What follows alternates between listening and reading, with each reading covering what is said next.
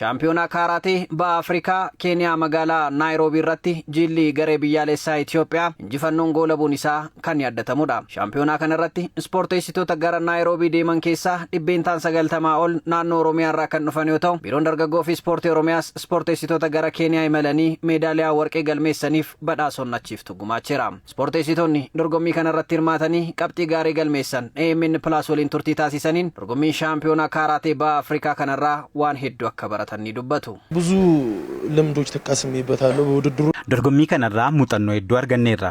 Akka fakkeenyaatti nuti jalqaba gara Keeniyaa yeroo imallu seerawwan haaraa ba'an hin barre ture. Ta'us ergachi geenyeen booda seerawwan haaraa ta'an beeknee caalaatti akka of qopheessinuuf nu gargaareera. Biyyoota garaagaraarraa ispoorteessitoonni hedduun waan argamaniif muuxannoo hedduu arganneerra. Jalqaba sababa baajataa waliin wal qabatee rakkoowwan hedduun turanis Maaster Biiniyaam leenjisaan keenya baasii keenya hedduu isaa danda'ee dorgommiin kun akka nu jalan baane nu gargaareera. የተማርኩት ነገሮች አሉ Wantoota baradhe hedduutu jira. Akka carraa ta'ee yeroon dorgomaa turetti ispoorteessitoota Keeniyaa waliin irra deddeebiin carraan nagaheera. Keeniyaan hangam akka qophoofte kanan arge ispoorteessitoota hedduu qopheessuun meedaaliyaa hedduu fudhachuuf ture. Nuti garuu lakkoofsa xiqqoon deemnee warqee hedduu walitti qabachuun dursa qabachuun keenya natti toleera. Ispoortiin teekwaandoo obsa gaafata. Ispoorteessitoonni biyyoota biroo yeroo humnaan deeman nuti ammoo gorsa leenjistoota keenya dhageenye milkaa'uu dandeenyeera. Obbo Abdiisaa Taayee dursaa garee jila kaaraatee Itoophiyaa gara Keeniyaa imalanii fi itti gaafatamaa waajjira Federeeshinii Kaaraatee Oromiyaati.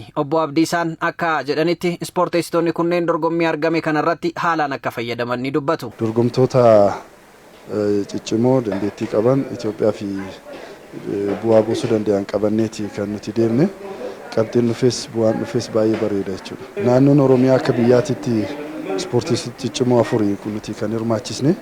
Meedaaliyaa warqee 5, meedaaliyaa meetii 3 fi naasaa 1 waan nuti galmeessisne. Hirmaannaa akka biyyaalessaatti % 90 oli akka naannootti kan nuti hirmaachisne. Taphattoota keenyaan akka Itoophiyaatti shaampiyoonaa taaneeti biyyoota baha Afrikaa shaampiyoonaa gaggeeffame kaaraatee tokkoffaa baaneeti kan nuti dhufne. Obbo Abdiisaan itti dabaluun rakkoowwan garaagaraa dorgommii kanarratti isaan mudate kaasuun akkamiin sirreessuu akka qabanis ni himu. Haalli ispoorteessaa baay'een ispoorteessaa nu bira jiruu fi biyyoota baha Afrikaa irra jiru xiqqoo garaagarummaa qabaachuu hammas Itoophiyaan naannoon keenya irratti hojjechuu akka qabnu kan nutti agarsiisudha. Biyyoota baha Afrikaa hedduu isaanii kiiloo hundumarratti ispoorteessitoota kan hirmaachisanii biyyi keenya Itoophiyaan waanuma ittiin bu'aa buusuu danda'u qofaan kiiloo muraasa irratti ispoorteessitoota qabatee kan deeme hundumaanuu garuu milkoofnee jirra. Irratti hojjechuu akka nu barbaachisu baay'inaan qulqullina irratti hojjechuu akka nu barbaachisudha. Kan biraa hirmaannaa dubartootaati nu bira rakkoon jiru. Dubartoota tokko qofa nuti kan qabannee deemne akka biyyaatitti innis naannoo Oromiyaatirraa suni rakkoo ture jechuudha.